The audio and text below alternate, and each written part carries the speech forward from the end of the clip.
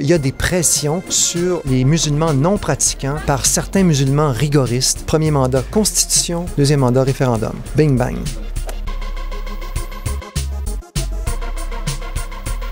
Est-ce qu'on peut te tutoyer durant cette entrevue? Non. Pourquoi est-ce que vous vous lancez dans la course à la direction du Parti québécois? Moi, j'ai des idées importantes à faire valoir dans cette course sur la laïcité, sur la Constitution, sur l'immigration, et je pense que je suis la seule personne qui peut porter ces idées-là, et à tout le moins la meilleure personne. L'exécutif national des jeunes péquistes plaide pour un référendum dans le premier mandat. Votre prise de position sur la laïcité tranche avec celle de l'ex-présidente du CNJPQ qui a assimilé le soutien à la défunte Charte des valeurs à la peur de ce que l'on ne connaît pas. Dans ce contexte, pensez-vous pouvoir obtenir un soutien suffisant des jeunes? Moi, je ne m'adresse pas aux vieux, je ne m'adresse pas aux jeunes, je ne m'adresse pas aux gens des banlieues, je ne m'adresse pas aux gens de Québec, je ne m'adresse pas aux gens de Montréal-Est, je ne m'adresse pas aux gens handicapés de la région de l'Estrie. Depuis des années, on a fait du clientélisme au Parti québécois, on a divisé l'électorat en petites cases, en petits sous-groupes, et on a abandonné le combat pour la nation. On a cessé d'être à la hauteur de ce noble idéal qui aurait dû rester le nôtre, être le Parti du Québec, être le Parti de la nation, être le Parti québécois. Et donc, moi, je veux m'adresser à l'ensemble de la population québécoise. Et quand les fédéraux se mobilisent pour écraser une loi québécoise, pour la faire passer sous le boisseau, le rouleau compresseur, c'est toute la nation qui est attaquée. Alors moi, je m'adresse aux jeunes, pas parce qu'ils sont jeunes, pas parce qu'ils ont entre 18 et 35 ans, mais parce qu'ils sont membres de la nation. Et ce combat-là pour la nation, il les concerne autant qu'il concerne tout le monde. Que répondez-vous à Dominique Anglade qui ne désire pas renouveler la disposition de dérogation pour la loi 21 sur la laïcité? Madame Anglade est indigne de devenir chef du Parti libéral du Québec. Elle est indigne de devenir premier ministre du Québec.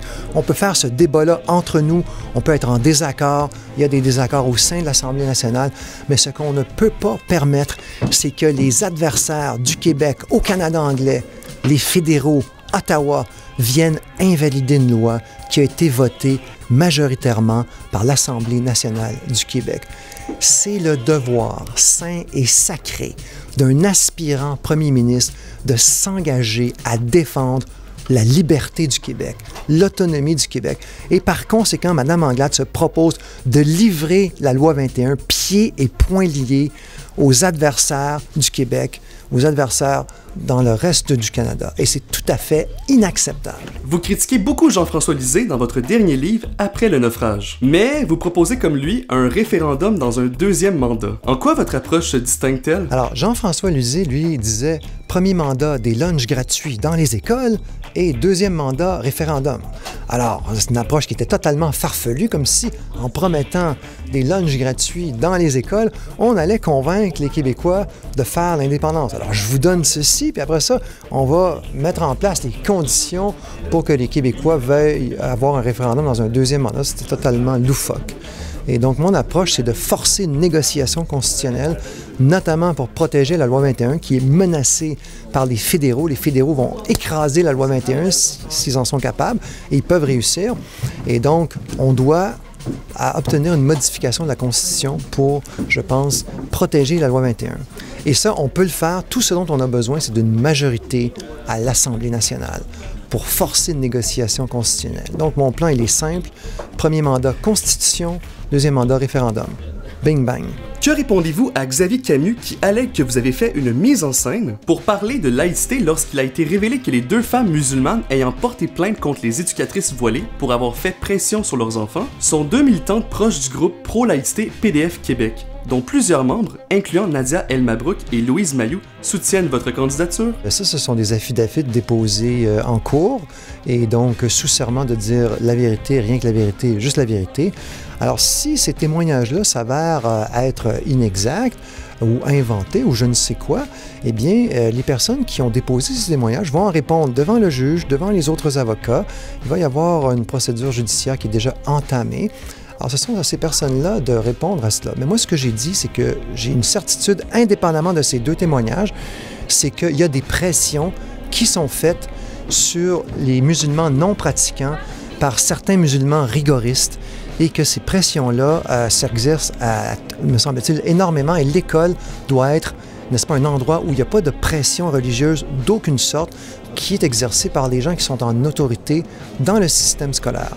Donc, on doit sortir la religion des écoles et la laïcité, c'est une mesure égalitariste, c'est une mesure inclusive qui protège la liberté de conscience de tous et qui sort la religion des écoles, qui sort toutes les religions des écoles. Donc voilà ce que je répondrai à M. Camus. Qu'est-ce qui différencie Frédéric Bastien de Sylvain Gaudreault? M. Gaudreault veut un référendum dans le premier mandat. M. Gaudreault ne veut pas parler d'immigration. Il a peur de parler d'immigration. Il est intimidé par la rectitude politique. Il propose de donner ça à des non-élus. Élisez-moi, je vous dis pas ce que je vais faire, mais je vais confier ça à des gens qui sont pas élus. Eux, ils vont nous dire quoi faire. Pourquoi on fait une élection? Pourquoi on a un processus démocratique? Pourquoi est-ce que Sylvain Gaudreault va être premier ministre s'il ne veut pas prendre des décisions, les confier à des fonctionnaires non élus? C'est totalement illogique, ça se tient pas debout. C'est encore plus paradoxal que lui-même, c'est le seul candidat qui est un élu. Alors moi, je trouve que ce genre de solution, c'est n'importe quoi. Qu'est-ce qui différencie Frédéric Bastien de Paul Saint-Pierre Plamondon? M. Plamondon a déjà abandonné de gagner la prochaine élection. Il dit « Ah, je ne sais pas quand aura lieu le référendum, mais il faut se battre pour un référendum. » Il fait une croix sur une victoire en 2022. Il veut passer de la troisième opposition à la deuxième opposition, comme avait fait André Boisclair en 2007. Alors voilà, alors lui, c'est pas quand, mais c'est pas grave qu'on soit pas au pouvoir. C'est pas grave que les fédéraux s'en viennent, puis que le PQ sera pas là pour défendre le Québec. Ça, c'est... Moi, j'ai un agenda, on dirait, à quoi? 10, 15, 8? Je sais pas. Alors, moi, je fais pas une croix sur la prochaine élection. Je pense qu'on peut la gagner et être majoritaire. Si vous perdez la course à la direction, pensez-vous rester au Parti québécois? Moi, je veux dire, j'ai commencé à militer au Parti québécois en 1976. Je veux dire, mon historique au Parti québécois est très long et je viens d'une famille péquiste. Là. Moi, je veux pas aller militer pour un autre parti. Je veux pas cesser de m'impliquer au Parti québécois. Pour moi, mon engagement, il est sérieux. Je veux dire, c'est sûr que je vais pas aller ailleurs. Je vais pas arrêter de militer au PQ. Peu importe ce qui arrivera dans la course, on verra. Mais moi, je m'en vais pas ailleurs, ça, c'est sûr. Que pensez-vous de l'enseignement en anglais au Québec? Je vais avoir des choses à dire là-dessus plus tard dans la course.